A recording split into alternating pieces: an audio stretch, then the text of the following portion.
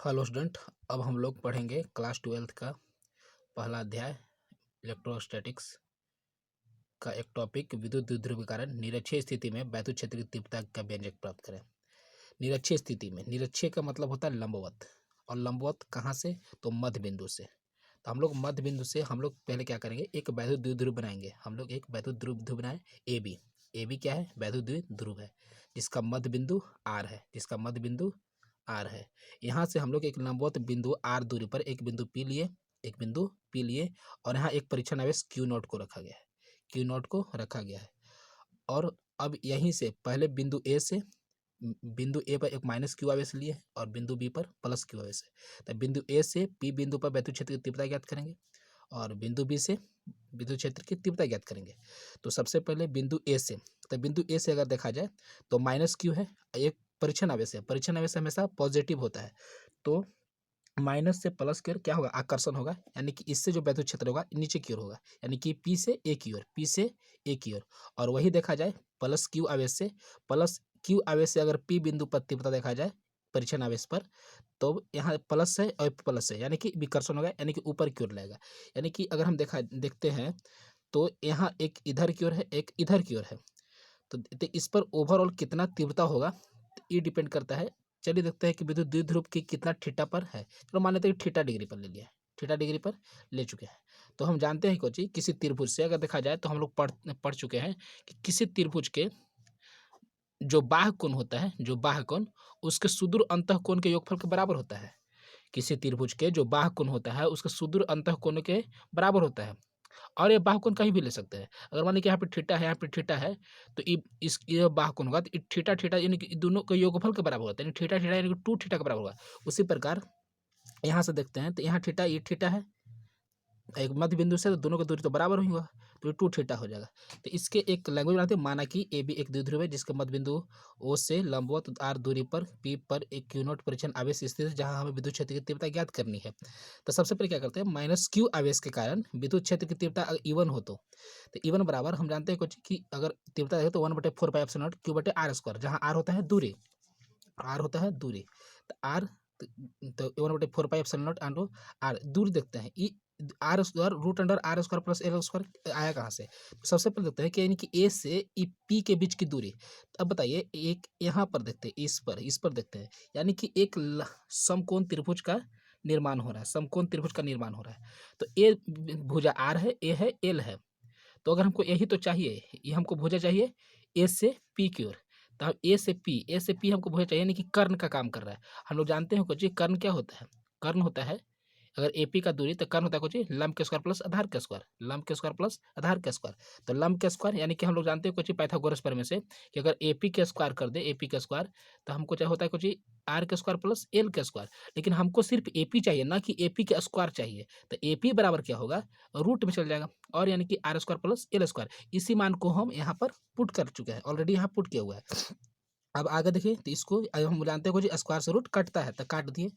और यहाँ देखते हैं आगे, अब फिर चलते हैं अगेन, यानी कि प्लस क्यू आवेश से, प्लस क्यू आवेश से अगर प्लस क्यू आवेश से देखा जाए तो सेम प्रोसेस, ई टू बराबर 1/4πε0 क्यू बटे आर स्क्वायर। यहाँ पर आर सेम ही दूरी हो तो होगा, एक समकोण त्रिभुज ए भी निगमन हो रहा है, यानी कि ए भी कर्ण का काम कर रहा है, ए भी लंब है, ए भी आधार है, यानी कि आधार भी सेम है और लंब भी सेम है, यानी कि दूरी भी समान होगा। यानी कि हम जान चुके हैं यहाँ पर कि इसका जो दूरी होगा अंडर रूट आर के स्क्वायर प्लस एल के स्क्वायर, सेम इसका भी होगा अंडर रूट आर के स्क्वायर प्लस एल के स्क्वायर, यानी कि अब हम यहाँ निकाल चुके हैं। अब देखो, देखा जाए तो जो E1 है वो E2 के बराबर है, दोनों का जो मान आया है एकदम सेम आया है। यानी कि यहाँ से हम देखते हैं कुछ कि E1 बराबर E2 है, E1 बराबर E2 है। अब क्या करते हैं, यहाँ पर हमको अब परिणामी तीव्रता ज्ञात करना है। तो यहाँ परिणामी तीव्रता हम लोग दो विधि से नहीं कर सकते हैं, या तो इसको हम वियोजित कर लेंगे। हम लोग वियोजित करने के लिए पढ़ चुके हैं 11th में, क्लास 11th में हम लोग वियोजित करने के लिए पढ़ चुके हैं। अगर किसी भी अगर कोण पर कोई दो गो सदिश हो और उसको वियोजित करना हो, तो हम जानते हैं कि जिसके साथ थीटा बनता है, जैसे मान लीजिए कि एक इस तरह से है, इस तरह से इसमें थीटा बन रहा है, तो जिसके साथ थीटा बन रहा है, अगर मान कि ए ई है इसके साथ थीटा बना तो ई वन कॉस थीटा हो जाएगा, ई वन कॉस थीटा हो जाएगा, अगर लंबवत वियोजित करते हैं तो ये हो जाएगा ई1 ई साइन थीटा। तो हम लोग वियोजित करके नहीं पढ़ रहे हैं, हम लोग डायरेक्ट पढ़ रहे हैं, क्योंकि हम लोग जानते हैं कि कोई एंगल पर अगर कोई सदिश हो और उसका परिणामी तीव्रता ज्ञात करना हो तो एक हम लोग पढ़े हैं कि ई बराबर होता है, एक कहने का मतलब वेक्टर बराबर अंडर रूट ई1 के स्क्वायर प्लस ई2 के स्क्वायर प्लस 2 ई1 ई2 अब इंटू कॉस थीटा ये होता है सूत्र। करने का मतलब अब समझाते हैं, यहाँ पर इस पर आते हैं, यानी कि ई1 ई2 है तो हम लोग दोनों की तीव्रता यानी कि ई1 के स्क्वायर ई2 के स्क्वायर 2 और ई कॉस थीटा, यहाँ पर कॉस थीटा नहीं रहेगा, यहाँ पर ओवरऑल थीटा बन रहा है 2 थीटा बन रहा है, तो यहाँ पर जो कॉस थीटा का मान लेंगे 2 थीटा के रूप में लेंगे, 2 थीटा लेंगे। तो ये इसी को आगे हम अगर चल तो दोनों बराबर है तो हम क्या कर लेते हैं कि ई1 ई2 बराबर मान लेते हैं, एक्स मान लेते हैं, ई1 ई2 बराबर क्या मान लेते हैं हम लोग, एक्स मान लेते हैं, ई1 ई2 बराबर क्या मान लेते हैं, एक्स। और इसी प्रोसेस आगे ले चलते हैं, इसी प्रोसेस को आगे ले जाए तो परिणामी तीव्रता क्या करेंगे, हम जानते हैं कुछ कि जब दो सदिश किसी कोण पर हो, जब दो सदिश किसी कोण पर स्थित हो तो उसका परिणामी तीव्रता होता है कि ई बराबर रूट अंडर रूट ई1 के स्क्वायर प्लस ई2 के square plus 2 E1 E2 cos theta, theta के यहाँ पर जगह पर बन रहा है कॉस 2 थीटा बन रहा है, तो यहाँ पर 2 थीटा ले लिए। अब क्या करते हैं, एक ई1 का हम मान चुके क्या, ई बराबर मान चुके हम लोग, ई1 बराबर मान चुके हैं एक्स मान चुके हैं। तो हम लोग को अब आगे के प्रोसेस देखते हैं, x square plus x square plus 2 cos 2 theta.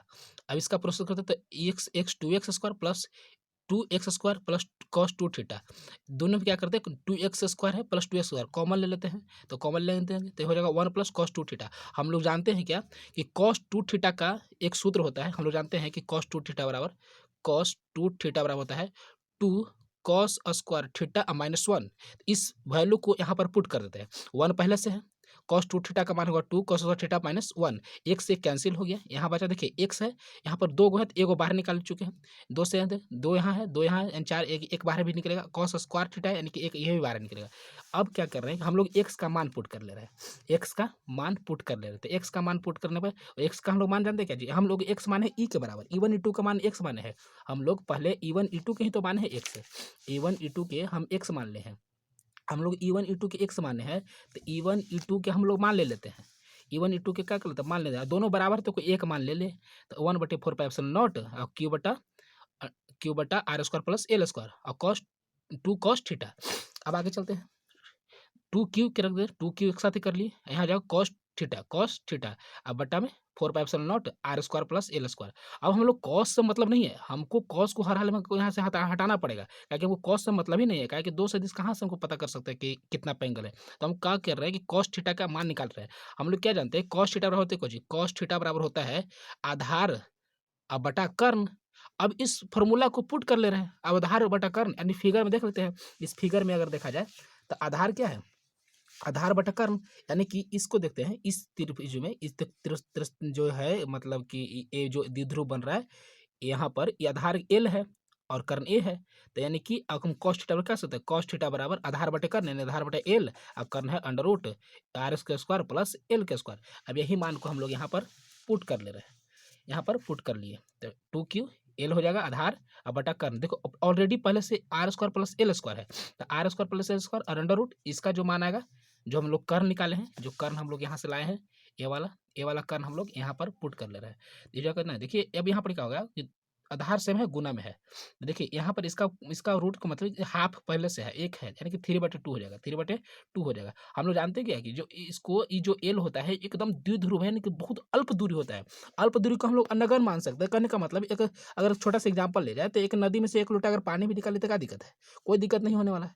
तो यानी कि एल स्क्वायर के मान बहुत छोटा किसी आर से इसको हटा सकते हैं, हम हटा देंगे तो 3/2 यानी कि हम लोग 2 से 2 कट गया, आर क्यू पहले से 2QL हम लोग जानते हैं कुछ कि पी बराबर हम पहले से जानते हैं कि पी बराबर होता है 2QL, यानी कि 2QL की जगह पर पी रख सकते हैं और 2QL की जगह पर पी रख सकते हैं तो हो जाएगा ई बराबर पी बटे 4/0 इंटू 2 से 2 खत्म है आर क्यू, यही हमारा हो गया डेरिवेशन।